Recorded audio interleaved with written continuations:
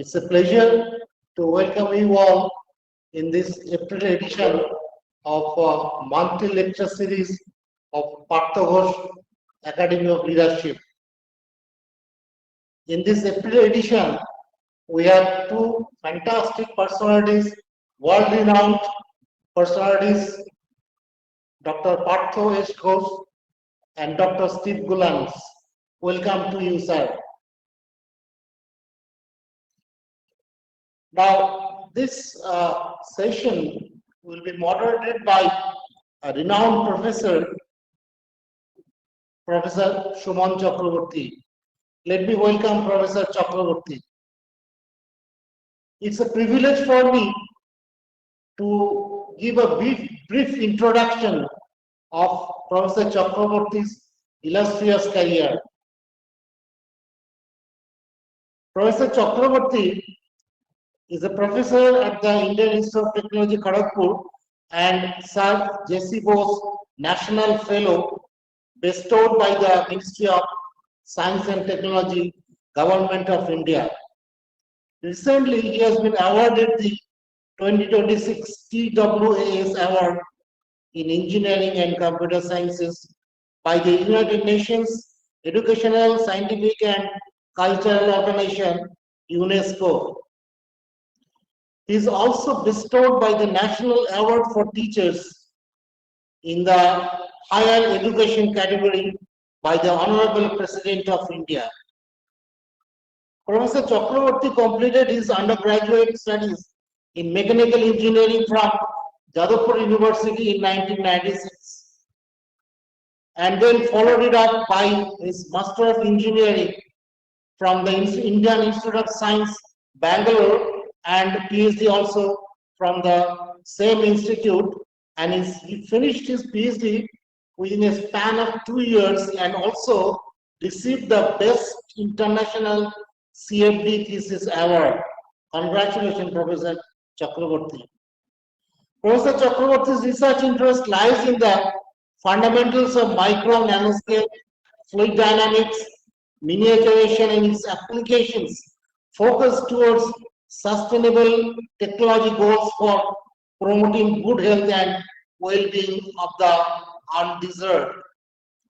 Professor Chakraborty is the inventor of paper and pencil microfluidics technology, a new class of electrically manipulated miniature devices that does not require any sophisticated fabrication facility. Professor Chakraborty is also known for developing disruptive medical diagnostic technologies for the undeserved.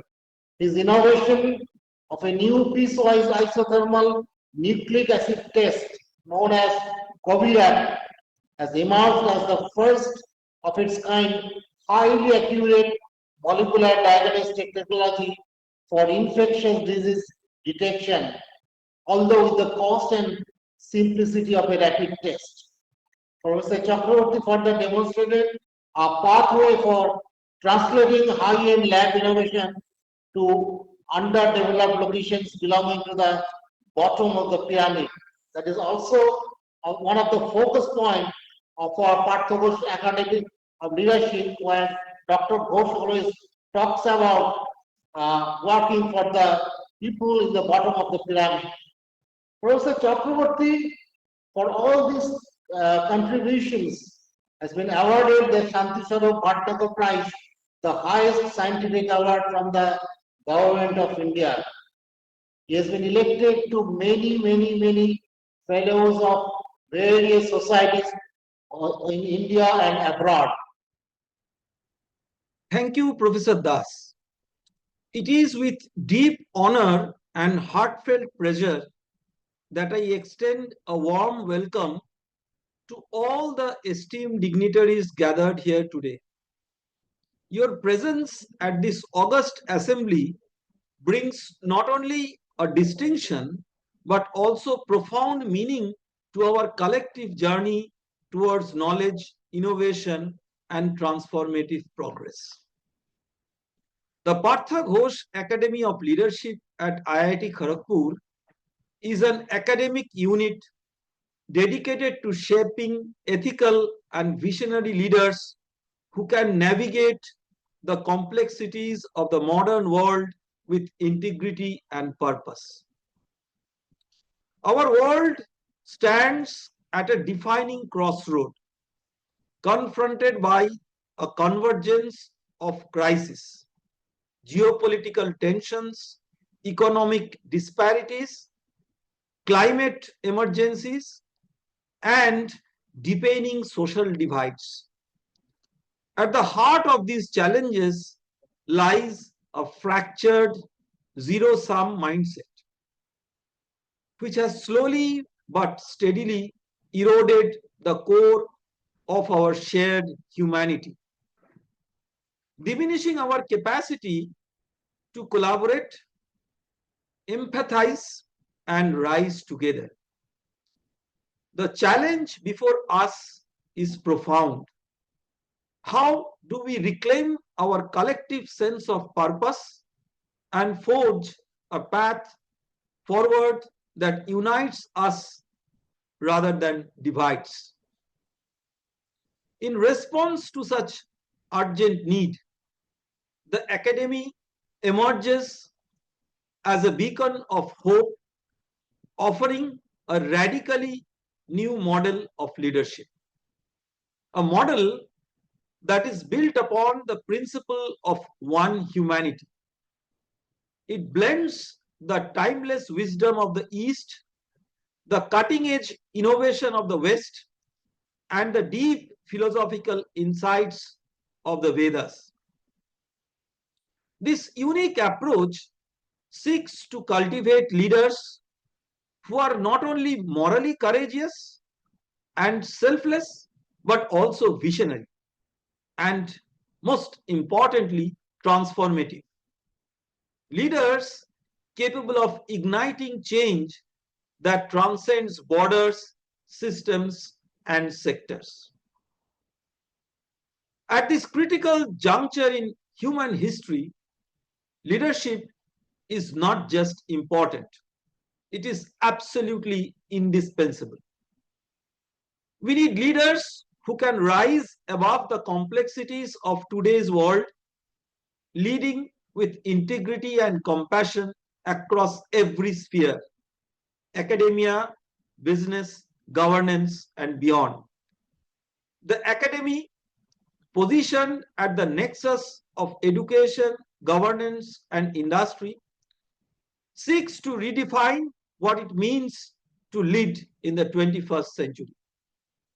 It is committed to infusing leadership development with fresh perspectives, nurturing individuals who possess the courage to disrupt the status quo and the wisdom to guide us towards a more harmonious future.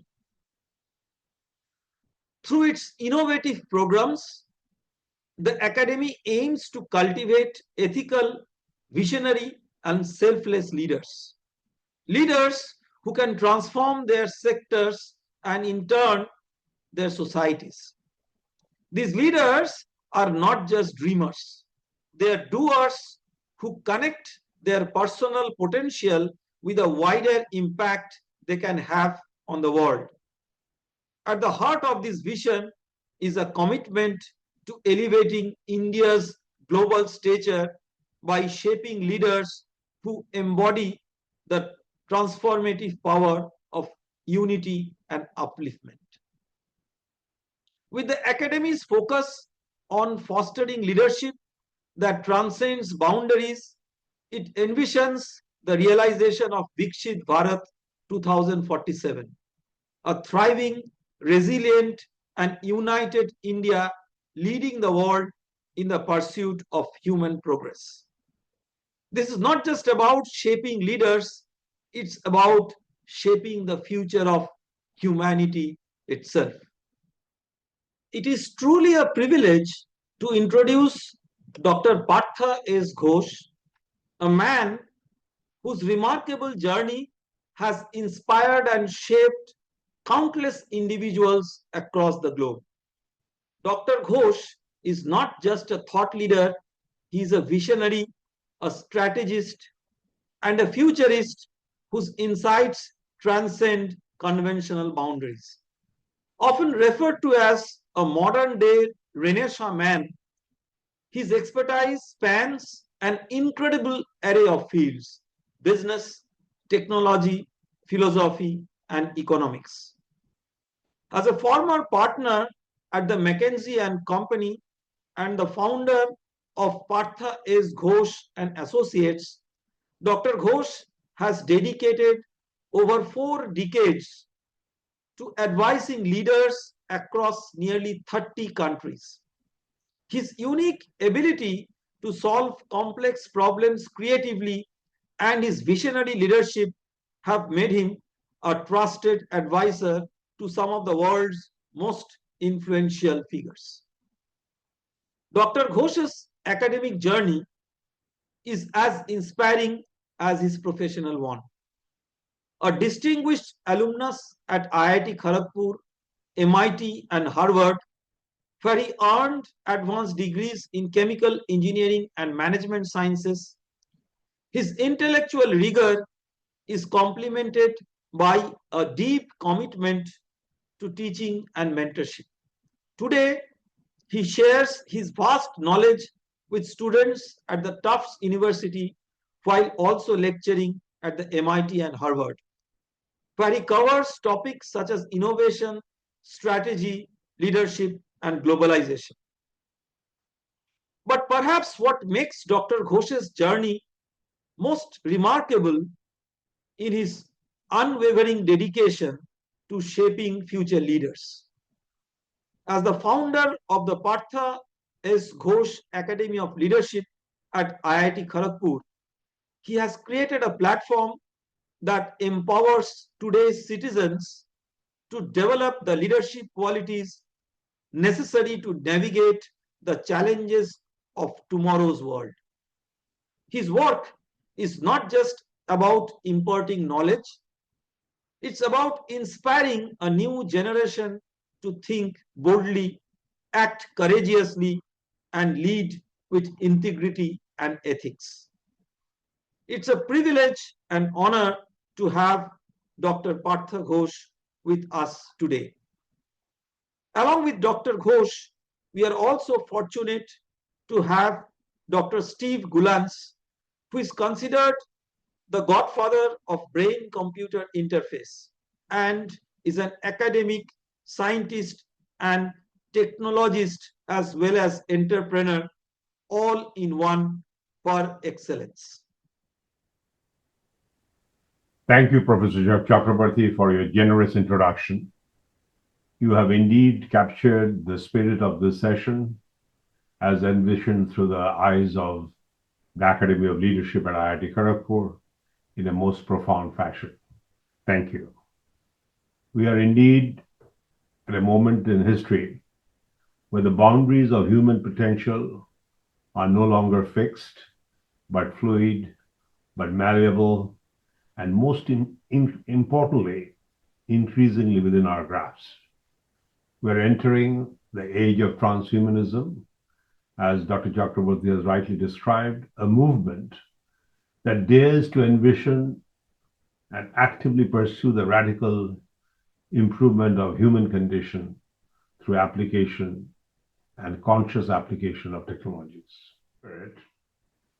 Today, I will explore transhumanism as a philosophical, as a technological movement, its implications on civilization, and its resonance with ancient Vedic philosophy. And most importantly, given that this session is being organized by the Academy of Leadership, what does it all demand of future leadership, whether they are in the academia, business, public service, military, or whichever spheres of life they belong. Given that background, with your permission, I would like to share a few exhibits which I pulled together to discuss this complex subject of transhumanism. And the title that I have chosen for today's presentation is transhumanism, its perils and possibilities, and what does it mean to be a leader in the 21st century? Now, the concept of transhumanism has been evolving in our mind for a long, long time because we have envisioned people with supernatural powers in the Eastern Hemisphere. Many of you are made familiar with Ashwatthama, a character in Mahabharata who was blessed with immortality with a jewel in his forehead. Karna, again in Mahabharata, invulnerability, born with a divine armor. Then, of course, we know Hanuman in Ramayana with immortal and super strength. And we know of hundreds of avatars in the foothills of Himalayas to the Indian Ocean, which had supernatural powers. And of course, we know of rishis and Vedic yogis with transcendental powers. So we have celebrated this power in the Indian subcontinent. And as we have seen such powers in Xi'an in China and Yamato Takeru in Japan. But beyond Eastern Hemisphere, the Western Hemispheres also, we have seen and heard about personalities like Gilgamesh, which was in the Sumerian city of Uruk. We have heard about in Greek the Prometheus, Icarus, Hercules, Achilles, Plotinus. So this concept of human beings with supernatural powers, maybe in our fantasies, maybe our myths, have always existed. And in the process, we have thought about supernatural power. Maybe we did not use the word transhumanism in various different ways, where people have extraordinary physical, mental, or spiritual form, and which has actually influenced the politics, policy, philosophy, science, and various social and religious movements. And then, of course, we have come across a movie which was, I think, introduced to the world in 1978, The Superman. And in fact, there's a new movie coming up in the name of Superman in this year. So when I think of two most important vectors of life, the intensity of knowledge, which has continuously increased, the intensity of intelligence, and the augmentation of humanity. So this is where we are today, the great art in 2025. Now, given that the way the world is changing, unless we have the capability, using the terms both from Tagore and Einstein, to imagine what might be the future, it would be difficult to construct our activities today. So it is important that we understand the future and connect it with today so that we make the right choices and in the process guide the development. And this is an ongoing process and particularly important when we are going through rapid changes in technologies and rapid movements which are occurring. So this is how I see the next 15 years, 2040. But going forward, if we move forward, we could think of how would 2075 look like, which is not too far away, 50 years from now, and what does it mean for us today? So that we could continue to explore the unknown. And as you could appreciate, as our area of knowledge increases, the perimeter surrounding the knowledge increases, which exposes us to more unknown. And more unknowns we are exposed to. I have a statement which I would like to humbly share with you. With every expansion of knowledge, we are exposed to frontiers of the unknown, hence the importance of imagination. Now, given that background, I would like to discuss 5 points. The first, the evolving dynamics of transhumanism, to really develop a good understanding. How did it come into being? Then I will talk about the promise of transhumanism, trying to look through the windows into the possible tomorrows. Then talk of perhaps the most important and the central point is what are the ethical challenges that we have to deal with. Then move into the fourth point, the relevance of Vedic lessons, so the lessons from the ancient philosophies. And finally, I'll talk about what does it mean to be a leader in the academic, in the business, or the government spheres. So first, let me talk about the dynamics of transhumanism and in terms of how it's expanding the reach of humanity. Now, I want to take a little bit of a historical understanding of how transhumanism as a thought has evolved in the human mind. In the modern times, if you go back to the early part of the European Renaissance, in Divine Comedy, Dante first used the word transhumana, which is a Latin word to transcend human nature, to pass beyond human nature. So that thought of transcend the human nature to realize what we could be was planted in our vocabulary in as early as 1320s. Then came a period which I would call the period of early enlightenment, where various philosophers, scientists has thought about this concept of going beyond who we are. It began with Francis Bacon in England in 1500s, where he started thinking of what is a human being and how far his mind, his body could stretch. Then came René Descartes. In his discourse of method, he talks about physical immortality and stronger mind. Then William Godwin talked about earthly immortality, that how a human being could become immortal. And then Friedrich Nietzsche, a German philosopher, used the term Übermensch in German, which means overhuman. So as you could see, between 1200s to 1900s, a period of about 700 years, the spirit of early enlightenment developed. The word transhuman, or being a human beyond what we are today, started getting philosophized, if I may use the term. But then came the 1900s, particularly after the Second World War, when I would say the era of organized movement around the term transhumanism started evolving. In fact, Julian Huxley, a biologist and British philosopher, in 1957 first used the term transhumanism. And he talked about a need for a transhuman movement, particularly to help improve the human condition. Then Eric Drexler talked about engines of creation, and he particularly focused on nanotechnology and bioengineering in 1986. Natasha Whittemore talked about transhumanism manifesto, and again with the desire to how to solve human problems, which was beyond the limits of science and technology as we knew that time.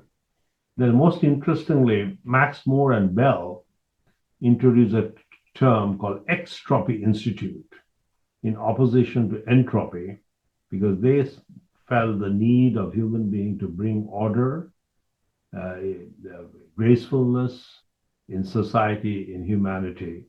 And he came up with the term extropy as opposed to entropy, which is about disorder and continuous, the thermodynamic concept, which talks about unavailable energy. Then there was a World Transhumanist Association was created by Nick Boston and David, and finally Ray Kurzweil wrote a very interesting book, The Age of Spiritual Machines. So I would say that period was essentially a period where we moved into the realm of possibility from the earlier period, which was all about philosophical inspiration.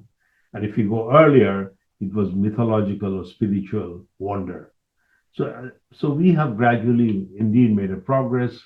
And coming forward, if you look at the last 10, 15 years, there are Silicon Valley entrepreneurs who have started really making mark As you know, Elon Musk thinks of human colonies in Moon and Mars. He has come up with a company called Neuralink, which has implantable life extend brain chips and drugs that enhance mind and body. Larry Page, the founder of Google, started a company called Calico Life Sciences, which was established in 2013, dedicated to expand lifespan. Then Jeff Bezos, the founder of Google, also started a company called Altos Lab only about 3 years ago, which is focused on reversing aging. And then there's a company called Synchron, which I particularly admire. It is developing implantable chips for ALS patients designed to enable severely paralyzed patients. So there's a lot of great thinking which is evolving, and they're real. They are companies which have started producing product, leveraging, as you could see on the right side of the screen, genetic engineering, CRISPR, artificial intelligence, brain-computer interface, nanotechnologies, and synthetic biology, cybernetic augmentation, longevity science, and cryogenics, and of course, space travel technologies. So what is interesting to me that all these technologies are coming together. So we cannot be in silos. We have to learn how to bring these very sophisticated technologies.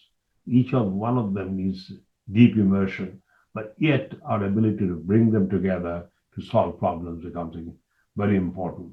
So we are now in an era of entrepreneurial inspiration, and that will obviously open up new boundaries. Now, I want to give an understanding of what is transhumanism. Now, as you could see, and as you perhaps know, it is literally a convergence of multiple technologies which are fundamentally different from the past. So we are in the middle of several S curves, which are very different from the S curves that we traveled in the last 15 years. On top of that, space exploration. There are several companies today working on space exploration. From there, I suspect we would get exposed to new materials when we do asteroid mining. We will connect with extraterrestrial intelligence, and that is a very powerful force because we know intelligence in a way as we have been familiar for the last 50,000 years in this planet. There's an architecture of how our intelligence works. But imagine there could be different architectures of intelligence, which could be super intelligent, but the way the intelligence works could be different. And when we get exposed to such intelligence and synergize with extraterrestrial intelligence, obviously there will be new possibilities. We no longer will be human beings of the earth. We truly become the human being of the universe, which again Vedic philosophy talks about. So we are indeed in that space, and that's what is the concept to me of what transhumanism is all about. That's why I have laid out, we do not know what XYZ or alpha, beta, gamma may be, but we'll get exposed to a lot of new types of technologies as our perimeter of what we know increases. So advance of human capacity and human reach beyond obvious limits is what I will call transhumanism all about. Someone asked me, how will you describe transhumanism in one sentence? And that is my definition. It is a process of advancing human capacity and human reach beyond obvious limits. The limits that we know, they become irrelevant. So I call this gain. Basically, we're talking about 4 domains. All the technologies I could group into 4 groups. Gene editing, G, general artificial intelligence, AI, nanomaterials, N, and space technology and space travel, S. So I call these 4 domains gains. And what would be important to deal with discontinuities in each of these domains are ability to interpret the magnitude and the nature of change. So when these 4 come together, now each of the domains, there are a lot of changes taking place. But when they really come together, they converge. This is what we will be exposed to. So I've laid out what I see the persona of a transhuman, intelligence powered by AI and synergy with extraterrestrial intelligence, There's a very, very different concept of intelligence. Physical capacity and lifespan powered by gene editing technologies, drugs, biomedicines, genetics beyond natural selection, and so on and so forth. So that leads to the definition, what I would call transhumanism part 1.0. Again, function of gains. And there we will see these 5 characteristics most probably. Life expectancy and longevity. People are talking about reaching 1,000 years without aging. Now, what does that mean? Do we really want to live 1,000 years? Those will be difficult questions. Better body from fixing to enhancing mankind. We'll not only fix diseases, but we will all look beautiful, all look be strong. That could be the second aspect. The third would be genetics beyond natural selection, so that people start designing their own children or their babies, depending upon how they want to describe. Through editing of genes, we start editing individuals. Computing, of course, will significantly augment our human brain, and colonization on moons and Mars is in the coming.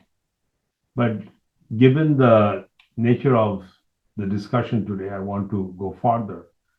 What happens beyond transhumanism 1.0 as knowledge expands, and we start engaging with different aspects of humanity, both within our genes, our cells, and the universe outside.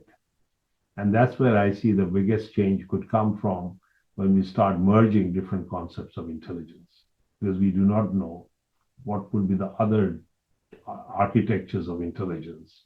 And when we merge human intelligence with other living intelligence, with artificial intelligence, you would create a universe which is very different, and the nature of intelligence that will emerge would definitely be significantly more powerful. But what does it mean? We do not know, and that's why this kind of discussions becomes very, very important. So just the promise of transhumanism, and in the process, open up the windows into the possible tomorrows. What are the windows? So I'll quickly touch on 3 of them, 4 of them, just to see, how much each one of these forces are changing the nature and the character of what we could potentially become, or what are the dangers if we do not address these possibilities in the right and intelligent fashion. Now we know, if we look at the last 500 years, how steam engine has changed the world. Steam engine led to the first industrial revolution. This was a very fundamental force. Everything changed. People who used to be in agriculture, they moved into manufacturing. Then came electricity, thanks to Thomas Edison in 1900s. That again changed the character of the world. Now we can work 24 hours, light is available, and the whole television, electronics, industrial revolution happened because of electricity. Then came miniaturization, small computers, small microelectronics, largely led by Japan, South Korea, but building on American technologies. But miniaturization and convergence engine appeared. But now we are entering a very interesting space, which we have never faced before. We are looking at technologies which are significantly more powerful. They are very different from the past, and they're all emerging at the same time, perhaps creating new spaces which we do not know, but definitely create new spaces. We could create more sustainable multiverse human dynamics beyond our current assumptions. So the biggest challenge the universities, large companies will face, that how they could unlock themselves from the assumptions and presuppositions of the past and connect with the future with an open and fearless mind. So I'll touch on each of these 4 S-curves very quickly, so that we understand how we must prepare our thinking, our mind to move forward. Let's quickly look at the first, G, gene editing. Now, obviously, there are tremendous possibilities, not only to serve the human body, but we could make agriculture look very different. We could look, energy sector look very different, but it with comes significant challenges, safety, ethical concerns, and regulatory challenges.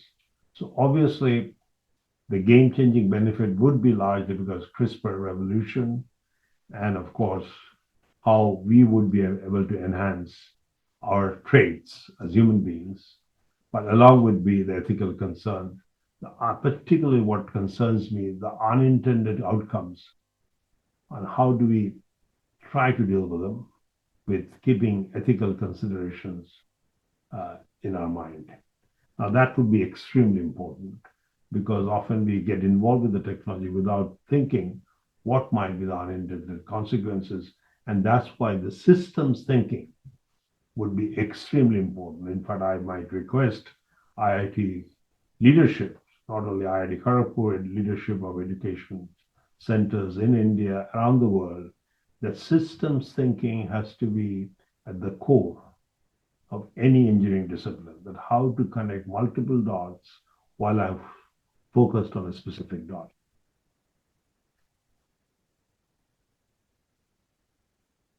Okay, now let me move forward. Now, this is just an example of what's happening with CRISPR. Now, today you could collect a cell, tailor it ex vivo, and then put it into the person and solve a problem which we never solved before. Some of the hereditary problems could be solved. Or more sophisticated would be using CRISPR, that we develop the whole solution outside and then plant it within the body. Now, these are unthinkable even 10 years ago, and now they're becoming within the realm of possibility. So if you look at the development AI and robotics, in the last 30 years, today humanoid is a reality. It can walk and talk like us and can do work much faster, never gets tired, always at your service, and that is emerging very, very rapidly. Then particularly interesting to me is the nanotech, material science, where we could now develop photo-based therapies. We can design drug delivery processes in such a way that it could really target the areas that you want to correct or edit. We can bring biosensing into play, but at the end of the day, what nanomaterials does, it allows at the nano level to take advantage of optical, magnetic, chemical, and sensory properties of materials. So when I look at, stand back, what's going on, if we look at the world in three vectors, intellectual, biological, and spiritual, and each of these vectors, we are crossing the limits. We have to think beyond the skirt, how a human being thinks of himself or connects with himself or society, and how they may connect with himself or herself beyond the limits and the society beyond the limits. And that's a very difficult question to answer. But beyond these three vectors, there are other vectors we have to also think of: the physical, the emotional, and the psychological. And so we have to think of the human body, the human system with a new perspective. And that is a challenge, is no longer a medical challenge. It is a technological, scientific challenge which should merge with medicine. And I'm so glad, Professor Chakrabarty, you have done a lot of work in the interfaces of medical and engineering disciplines. So as a result, this is what we will see in the future, that we radically extended lifespans, people moving beyond current biological limits, hopefully eradicate disease and disability permanently, enhance cognitive abilities, boosting memory, processing speed, learning capacity, improve physical capabilities, our strength, speed, sensory perception, overcome psychological limits, and of course, explore new frontiers beyond what we know in this planet business today. But to me, what I find most, I would say, optimistic, which makes me very optimistic over the future. When these four technologies do come together, we can fundamentally transform the current economic systems. So one would be, what would be the new spaces which we don't know, which we must cultivate, must engage. But on the other side, the big question is, how do we deal with the current infrastructure which got built over the last 5,000 years? For example, not healthcare, I call it the human care infrastructure. All the way from education to hospitals to old age homes. How do we create an infrastructure which is focused on human care? And that's why I include education, because human care includes the education of the mind, education of the brain, as well as the education of the physics. Similarly, how do we create the circular economic infrastructure where we do not waste any materials, use all the technologies that we talked about, genetics, nanomaterials, so that we could really recycle and create the circular economy. So there's no wastage and no extra demand on the materials that we take out from the planet. Similarly, creating an agro infrastructure, which is not only for food, but for fiber, for fragrances, for medicines, herbal medicines, Ayurvedic medicines, creating an agro infrastructure which is significantly more intelligent and genetically alert. I would use the word genetically alert. And then the most important one, which is not discussed and particularly important for a country like India, the water resource management. How do we manage H2O in a significantly intelligent fashion so that ultimately we could create a better geosphere, better ecological balance on the planet? Now, I want to go a bit deeper into this process. If we limit ourselves to those three vectors, my big question I'm now working on is, as we move through time, and as we also understand the meaning of time, celebrating the books of Stephen Hawking, The Brief History of Time, Aldous Huxley's Time Must Have a Stop, how much control we can bring on this concept of time. But even if we don't, from spiritual point of view, as we advance along those three vectors, if not the six vectors that I talked about, over time, how we will evolve as a human being.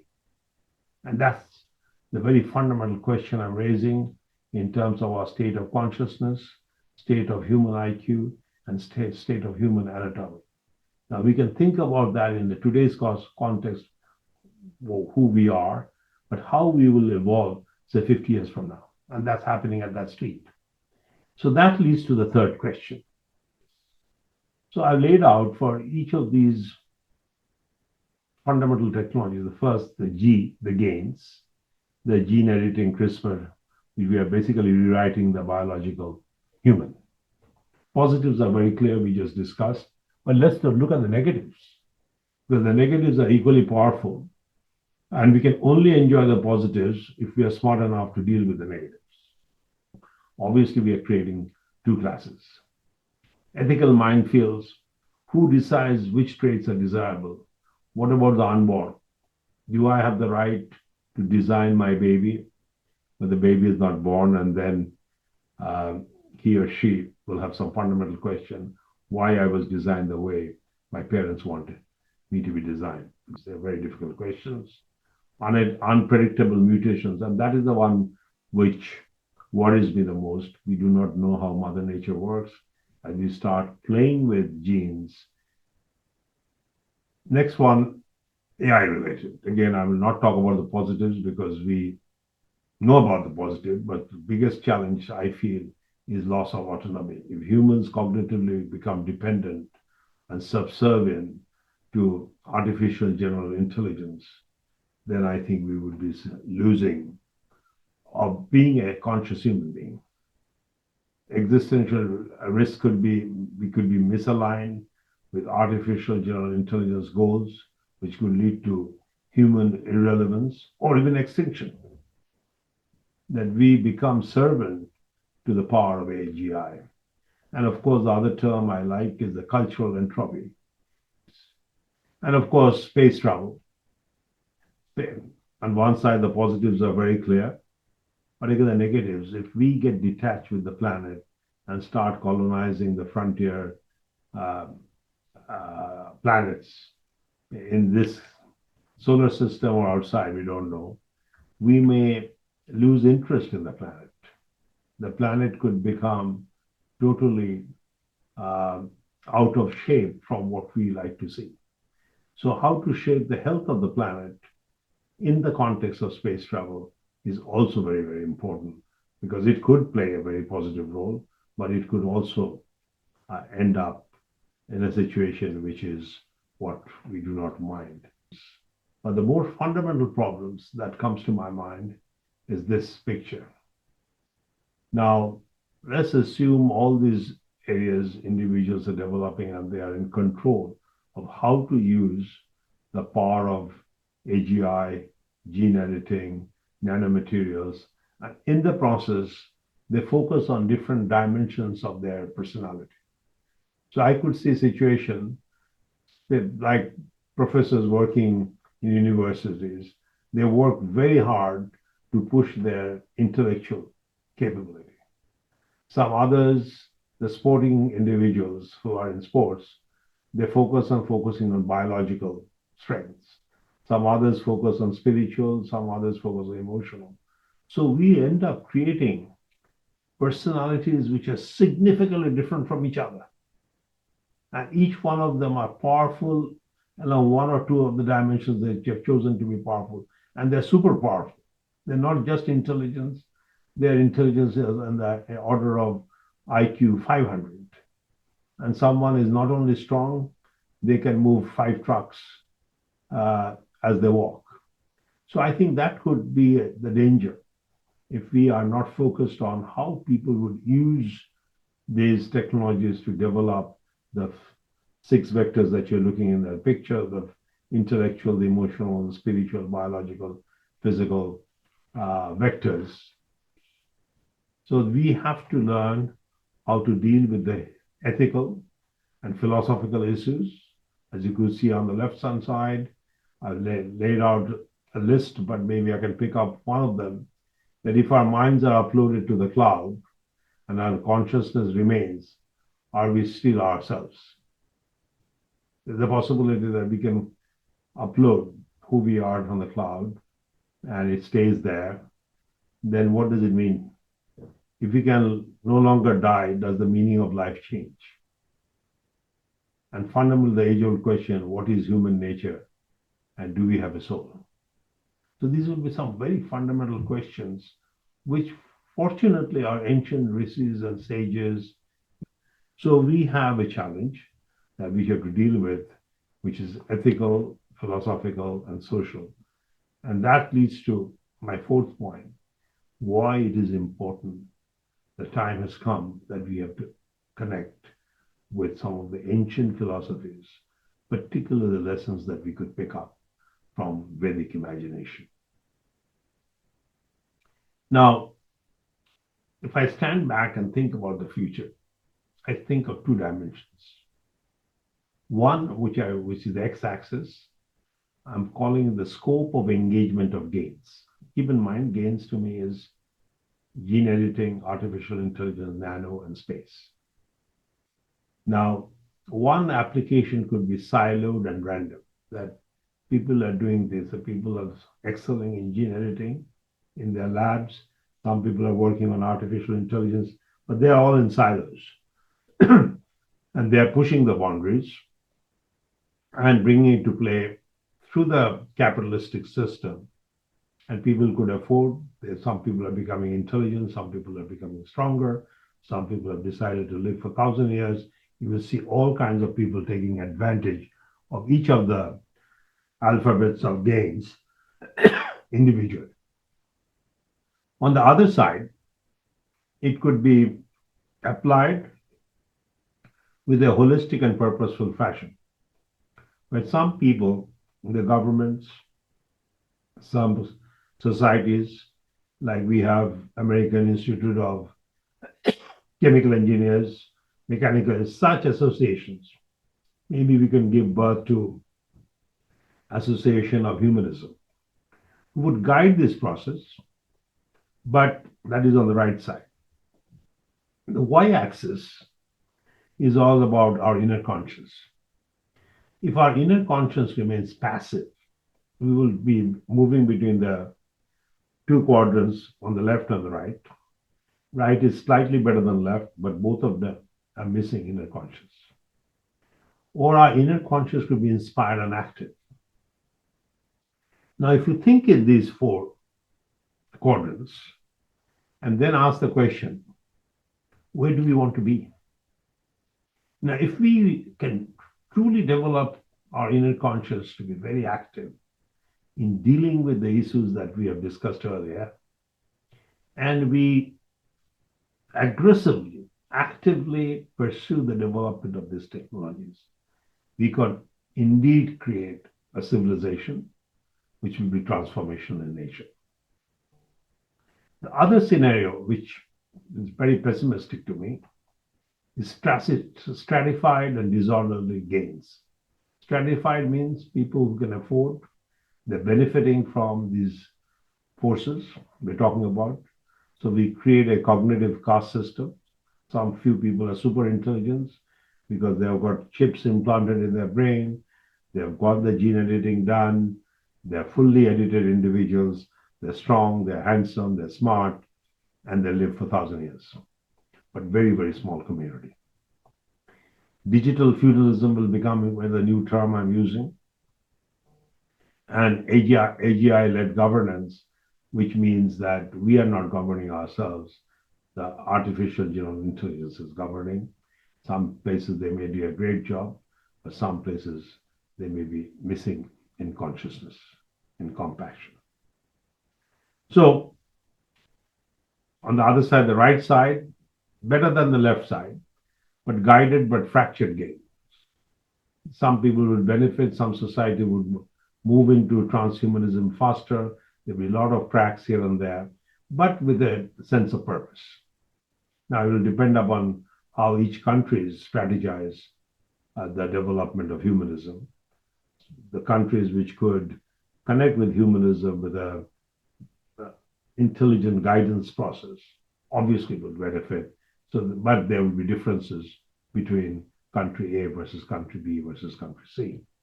And then, of course, the other end where we are definitely developed our consciousness, but in the process, we have kind of controlled or put some limits as to how we want to deal with these technologies. So I would say these are conscious but limited gains. We're not taking full advantage of these new technological powers, but human consciousness is driving the application of these technologies in a very limited way. So obviously, the top two quadrants are more desirable than the bottom two, and the most desirable is the top right-hand corner. But to be in the top two quadrants, the importance of what we have learned from the Vedic philosophies become extremely important. Vedic sages, as you know, has reminded us the path to transcendence is inward, not just outward. Not just outward. Transhumanism must not ignore the inner technologies, if I may use the term, of wisdom, balance, and consciousness. So if we can celebrate this statement, then the upper two quadrants becomes more possible compared to the bottom left-hand quadrant, which could literally lead us to a black hole, to a point of singularity. So to avoid singularity or black hole, I think we have to think of how to leverage what we can find in the Vedas and Vedic philosophy. I touched on 4 points, particularly which I think is important: karma and responsibility. Every act, even in the digital realm, even in the gene editing, has consequences. So we have to bring system thinking. One of the points I'm making for the Academy of Leadership, the first course that we want to teach to our students is system thinking. How to think in broad terms so that we could understand the positives or negatives of any powerful move. Second, Maya and illusion. Are we building a more elaborate illusion of control, of immortality? And so we have to be careful to distinguish between illusion and Maya versus our role as human being in the universe. Dharma, which I will call cosmic order, and right action or righteousness. The pursuit of power must be governed by higher moral order. So yes, these technologies are very, very powerful, but higher moral order should help us to guide the development of the technologies, apply the technologies in the most meaningful way. And yoga and inner science, of course, many of you know, it's about true enhancement comes, I think, would not from chips and genes, but from self-mastery. But the key point is that it's increasingly becoming important that Vedic traditions, which speak of inner technologies, yoga, meditation, kriya as a means of becoming Superman, by aligning with higher consciousness rather than increasing capability. So to me, we have to do both. We have to connect with our higher consciousness, inner consciousness, as we explore the outer universe. Now brings me to the final point. Given the 4 points that we discussed, at the end of the day, we need a leadership movement which could guide us to what I will call the transhuman future. It's happening. What we are saying, let it happen in a way that is good for the universe, good for the planet, good for our civilization, good for each and every individual in our society. So with that spirit, I want to spend the next 5 minutes talking about transhumanism and leadership. And I fully agree with them that, look, we are scratching the surface, but when it becomes more powerful, are we ready to leverage that powers, the new frontiers that we're going to open up? So organizations will need to fundamentally renew thinking and imagination models. We cannot use thinking models and imagination models that we have used in the past. And if we do so, we are moving towards a black hole. So, first point I want to make, imperative one, that in the past, for last, I would say 50,000 years, most of the technologies that we dealt with were within our normal comprehension. We can touch and feel. We can touch and feel a piston, the piston ring, the cylinder, and that drives the engine of the car. In the radio, we could open the valve, touch. But in the last 25 years, what we have seen, either the technologies which you are using are 10 to the power minus 9 level, which I call the nano level technologies, as we talked about genetic sciences, nanomaterials, metamaterials, which we can't see. We need very, very powerful microscopes, if at all, but we have to imagine. Or we are dealing with 10 to the plus 9, where we're talking about artificial general intelligence, where hundreds of computers, very powerful computers, are talking with each other. They're in the cloud, or we are talking about space travel, or we are talking about the global financial system, healthcare, human care system, geo-climate systems. So either they're 10 to the power plus 9. So the imperative one, any leader must have a tremendous imaginary capacity. Satyan Bose could think of boson, sitting in Calcutta through equations, but have the imagination capacity. So I think that capability has to be cultivated in our students in large organizations. Imperative two, that we are living in a world of discontinuity. Earlier, discontinuities used to occur every 25 years, maybe 10 years. Now, when we are getting into these kind of technologies like CRISPR, like AGI, new kinds of coding, the way we are uncovering the space, maybe the way we will integrate different forms of intelligence, the discontinuities will happen in a much more rapid fashion. So leaders' ability to change equations and rapidly, discard the past, not rely on the past to create the future will become very, very. And third, which is even more difficult, because as these technologies are in different state of development, they will have different impact in different industries. So I'm trying to make it now very practical. Apart from new spaces, how will the current spaces will get transformed? In some cases, this technology will help us to shape the future by really creating a new type of industry. Similarly, if you think of some places, several technologies will come together, which will help us accelerate or transformation industries. Like, firstly, every leader has to be a philosopher and technologist at the same time. Leaders who understand both quantum physics, metaphysics, genes, at the same time, they understand code and consciousness. Second, they should be scenario planners, not philosophers, or prophets. I would say rather not prophets. They would not pick one future, because many futures could emerge, but build the capacity to thrive across possibilities. They should be able to imagine possibilities.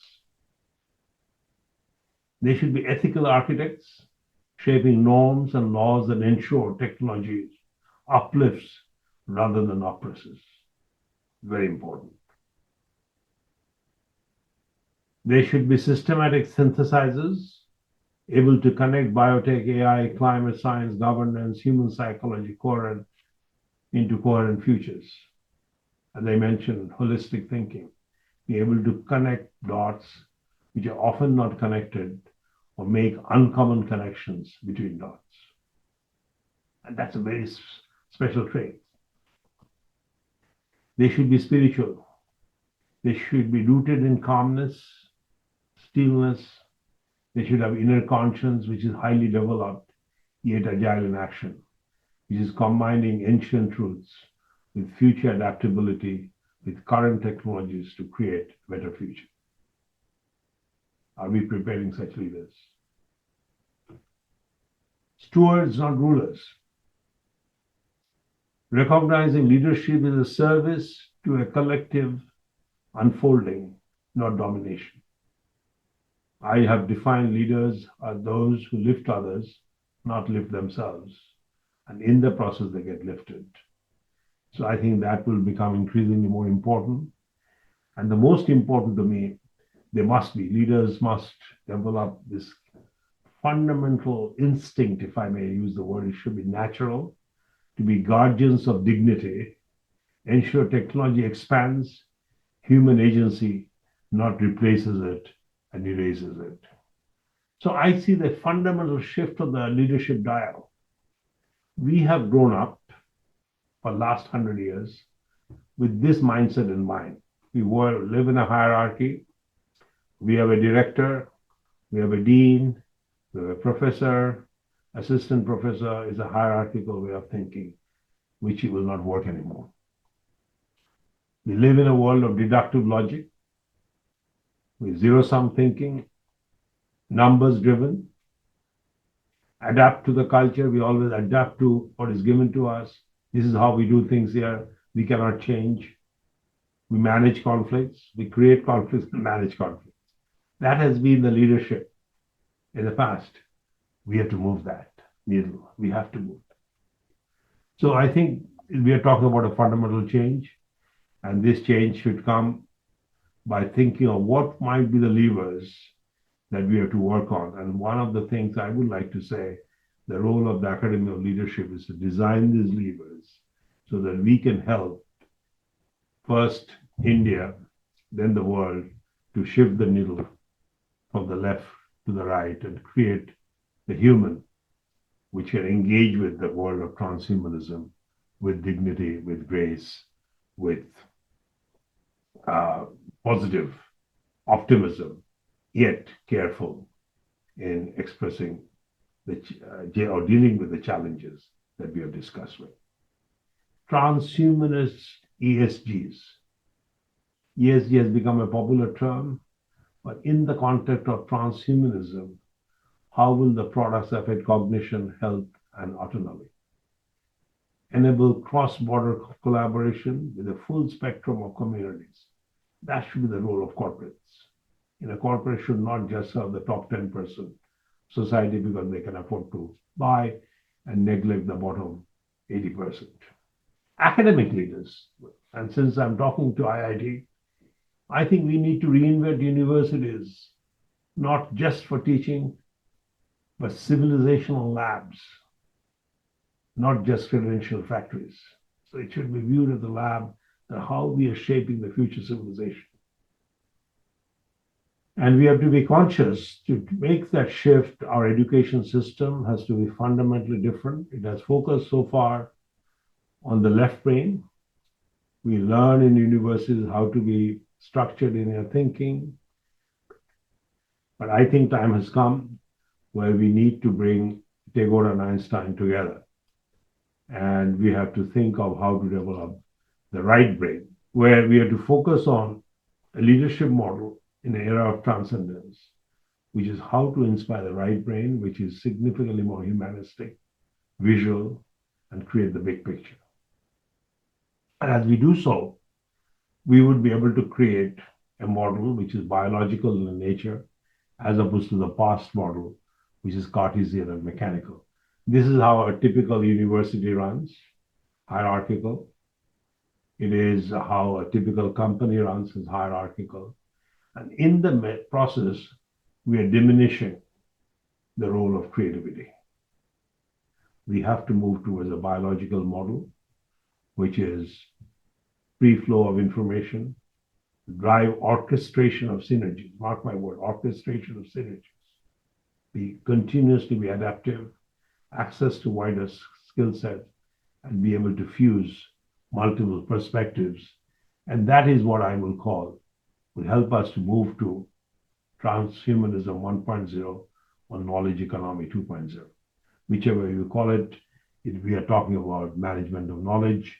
And as a result, the term extropy becomes very, very important as opposed to entropy. Entropy is about disorder, randomness, and unavailable energy. That's the second law of thermodynamics. That will always be true. That's the laws of nature. But extropy says that we have now come to a point, given the technologies that we have, if we can only develop our human conscience the way the Vedic philosophy talked about, we could bring significantly more functional order, information which is useful, systems intelligent, vitality, and capacity for continuous improvement, which the Japanese call Kaizen, the Kaizen of civilization. That's to me what is extropy. But what we are talking about ultimately is how do we evolve our senses so that we are alert, our conscience and reasoning,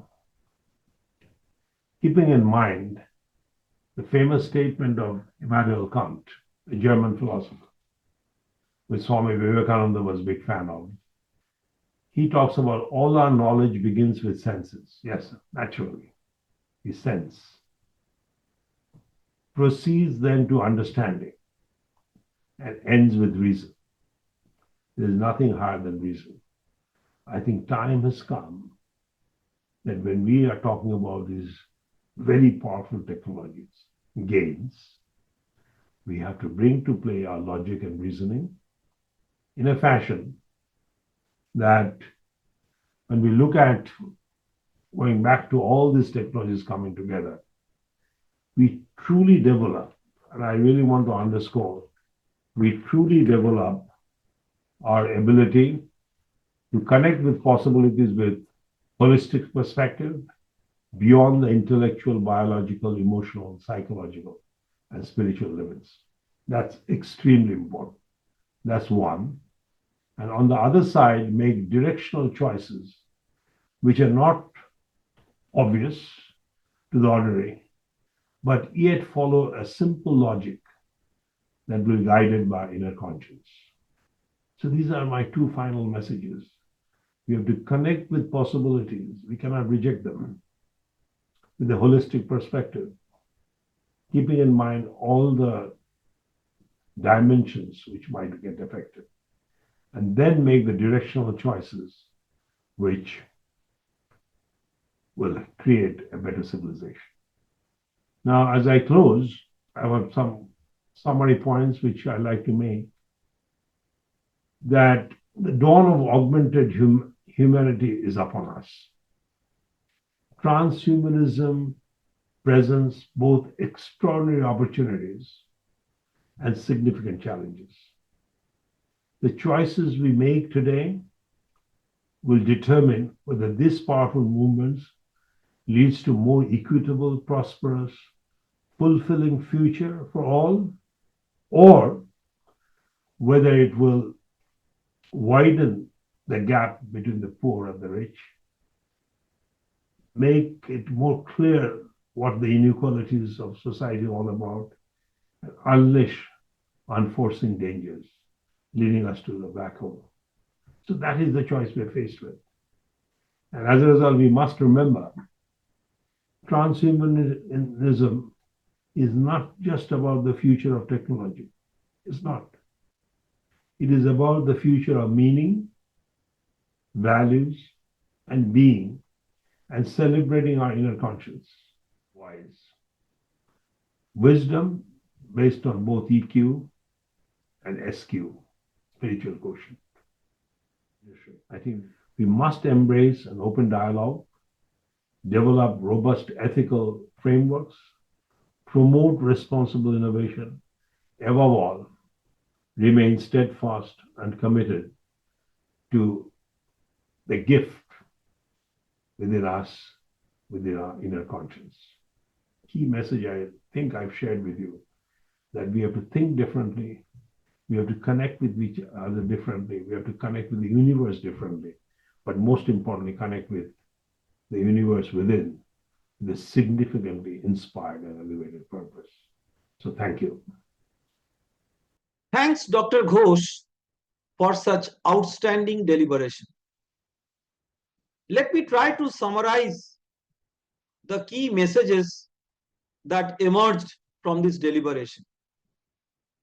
Dr. Ghosh, with his 4 decades of unparalleled experience, took us on a profound journey into the future, exploring how emerging technologies are poised to fundamentally reshape the very fabric of humanity.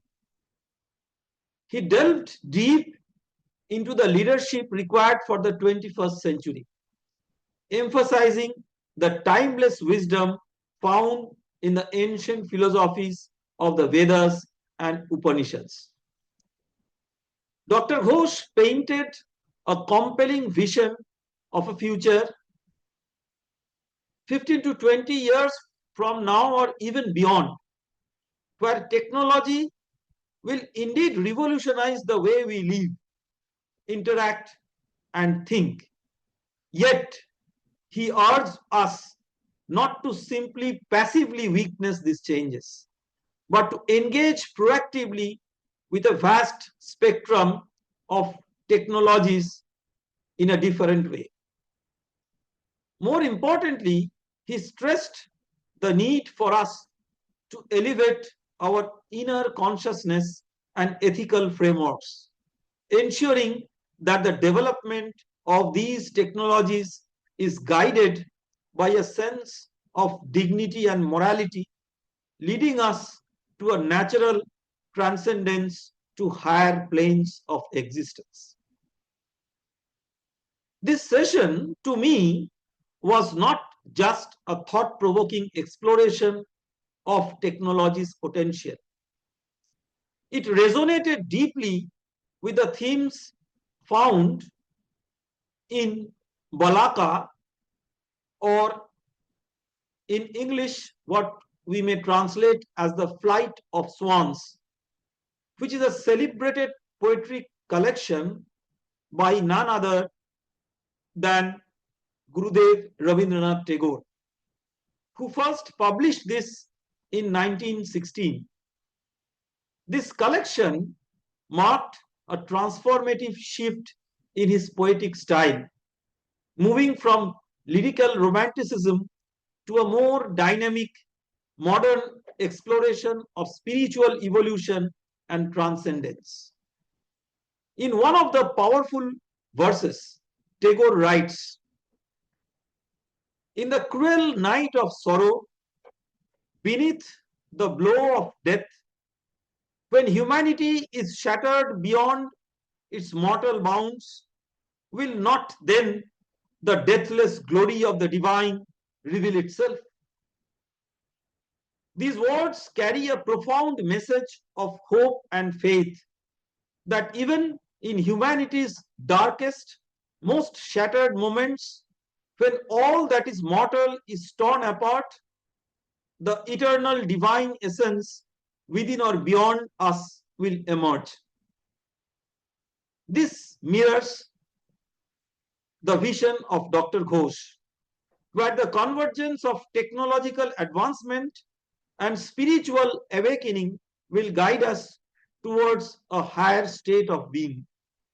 In the same way that Tagore's verse calls for a revelation of divine glory amidst adversity, Dr. Ghosh's insights urge us to navigate this transformative period in the history with a deep sense of moral responsibility, ensuring that the technologies we create will uplift humanity as a whole, leading us toward a future of unity, wisdom, and transcendence.